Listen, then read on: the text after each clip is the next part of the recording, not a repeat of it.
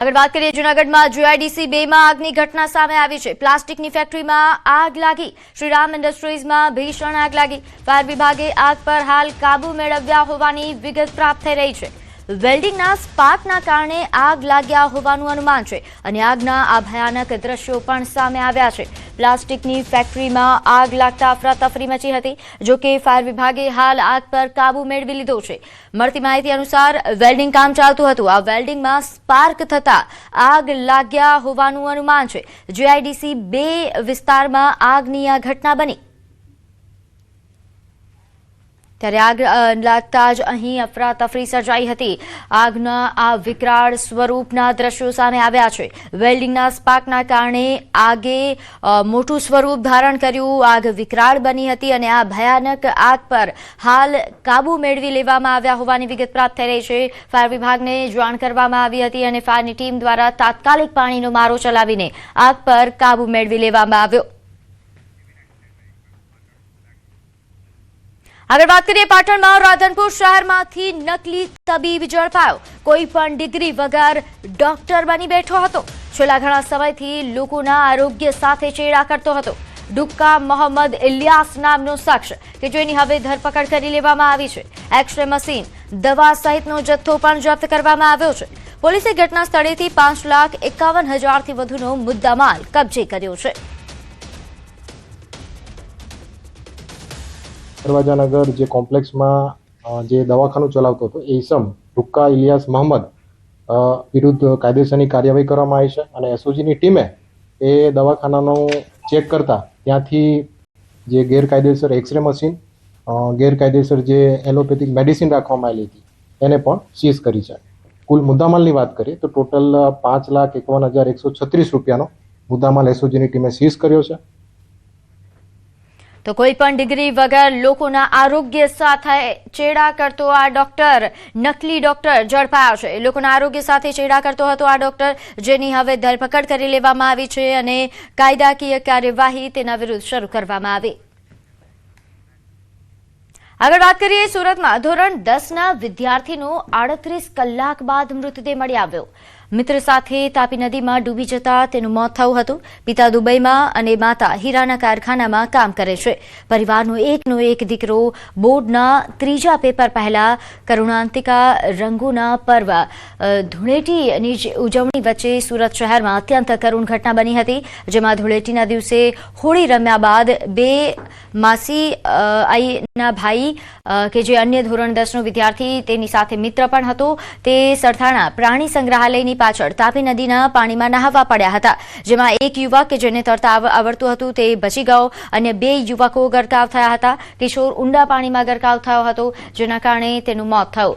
માસિયાઈ ભાઈ અને કિશોરને ડૂબતા જોઈને ગભરાયેલો યુવક પાણીમાંથી બહાર નીકળી ગયો। ડૂબી ગયેલા એક યુવકની લાશ મળી આવી હતી અને હવે 38 કલાક બાદ ધોરણ 10ના વિદ્યાર્થી કૃષ્ણા ચૌહાણનો પણ મૃતદેહ મળી આવ્યો। ઘટનાના પગલે પરિવારમાં ભારે શોકનો માહોલ છવાઈ ગયો છે। તો બોર્ડ પરીક્ષામાં ગેરરીતિ કરનારાઓ હવે સાવધાન થઈ જજો। અમદાવાદમાં સીસીટીવી ફૂટેજ તપાસવાની પ્રક્રિયા તેજ કરવામાં આવી છે। વિદ્યાર્થીઓની ચોરી હવે સીસીટીવીમાં પકડાશે। શંકાસ્પદ હિલચાલ કરનાર વિદ્યાર્થીઓની ઓળખ શરૂ થઈ છે। ગેરરીતિ કરતા વિદ્યાર્થીઓ પર કાર્યવાહી થશે। સુપરવાઇઝર અને સંચાલકોને ખુલાસા પણ દેવા પડશે।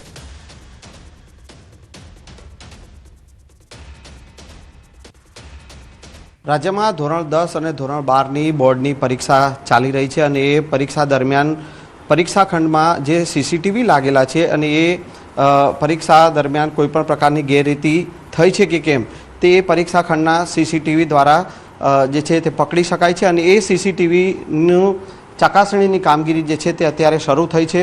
અમદાવાદમાં 2 અલગ અલગ સેન્ટર જે છે તે બનાવવામાં આવ્યા છે અને એ સેન્ટરમાં હાલ આપ જે જોઈ શકો છો કે સીસીટીવી ચકાસણી જે પરીક્ષા ખંડમાંથી જે ઝોન વાઇઝ જે સીડીઓ આવતી હોય છે સીસીટીવીની અને એ સીસીટીવીની ચકાસણી કરવામાં આવી રહી છે।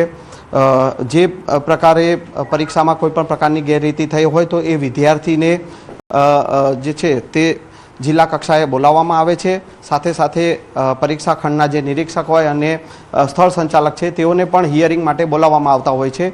આપણી સાથે આ જે સીસીટીવી સેન્ટર છે તેના નોડલ અધિકારી જે છે જુહીબેન આપણી સાથે છે. મેડમ, જે સીસીટીવી ચકાસણીની કામગીરી કરવામાં આવી રહી છે, કઈ રીતની આ કામગીરી છે, શું છે? દર વર્ષની જેમ આ વર્ષે પણ સીડી વ્યુઇંગની કામગીરી ચાલુ છે. દરેક ઝોન ઉપરથી અલગ અલગ સીડી મંગાવવામાં આવે છે, તેમજ તેનું વ્યુઇંગ અને મોનિટરિંગ કરાવવામાં આવે છે. જો કોઈ વિદ્યાર્થી શંકાસ્પદ દેખાય તો એને અલગ તારવીને અલગ સીડીમાં રાખવામાં આવે છે અને જિલ્લા કક્ષાએ એનું હિયરિંગ ગોઠવવામાં આવે છે. બિલકુલ. તો જે પ્રકારે અત્યારે જે સીસીટીવી ચકાસણી માટેના જે અલગ અલગ જે બે સેન્ટર જે બનાવવામાં આવ્યા છે અમદાવાદ શહેરના, અને એ જગ્યાએ જે છે તે સીસીટીવી ચકાસણીની કામગીરી કરવામાં આવી રહી છે. કેમેરામેન ખેંગાર રાઠોડ સાથે સંજય ટાંક, ન્યૂઝ 18 ગુજરાતી, અમદાવાદ. આગળ વાત કરીએ અમદાવાદમાં નમો સ્ટેડિયમ ખાતે ફાઇનલ મેચ પહેલા યોજાશે mega show. Singer Arijit Singh, Falguni Pathak, Ricky Martin perform કરશે. 1.25 લાખ પ્રેક્ષકોની હાજરીમાં ભવ્ય ક્લોઝિંગ સેરેમની યોજાશે. સાંસ્કૃતિક કાર્યક્રમો સાથે T20 વર્લ્ડ કપનું સમાપન થશે. નોંધનીય છે કે નમો સ્ટેડિયમ કે જ્યાં 1.5 લાખથી વધુની પબ્લિક હાજર રહે તે પ્રકારની વ્યવસ્થાઓ પણ ગોઠવવામાં આવી છે. જે T20 વર્લ્ડ કપની જે ફાઇનલ મેચ નમો સ્ટેડિયમ ખાતે યોજાવાની છે, મેચ પહેલા અહીં વિશેષ શોનું પણ આયોજન કરવામાં આવ્યું છે. અહીં ભવ્ય ક્લોઝિંગ સેરેમની પણ યોજાશે, જેમાં ખાસ કરીને મળતી માહિતી અનુસાર સિંગર અરિજીત સિંહ તેમજ ફાલ્ગુની પાઠક પરફોર્મ કરશે. સાથે રિકી માર્ટિન પણ પરફોર્મ કરે તેવા પ્રકારની વિગતો પ્રાપ્ત થઈ રહી છે. તો સાંસ્કૃતિક કાર્યક્રમો સાથે T20 વર્લ્ડ કપનું સમાપન થશે.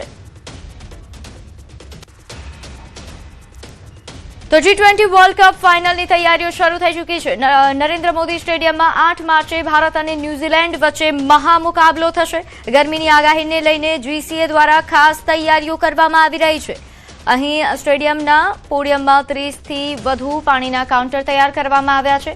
પોડિયમ અંદર 6 મેડિકલ સ્ટોલ હાજર રહેશે, જેમાં ડોક્ટર પણ હાજર રહેશે.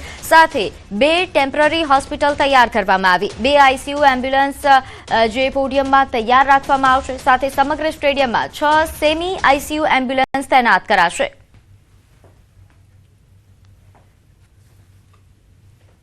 ગુજરાત ક્રિકેટ એસોસિએશન દ્વારા પોડિયમની અંદર 30 થી 40 પાણીના કાઉન્ટર કરવામાં આવ્યા છે. દરેક કાઉન્ટર પર 20 લીટરના જાર રાખવામાં આવશે અને પ્રેક્ષકોને સરળતાથી પાણી મળી શકે.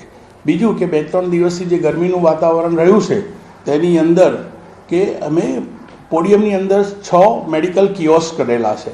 તેની અંદર એક ડૉક્ટર અને એક આસિસ્ટન્ટ હશે અને તેમની પાસે ORSની વ્યવસ્થા બી હશે.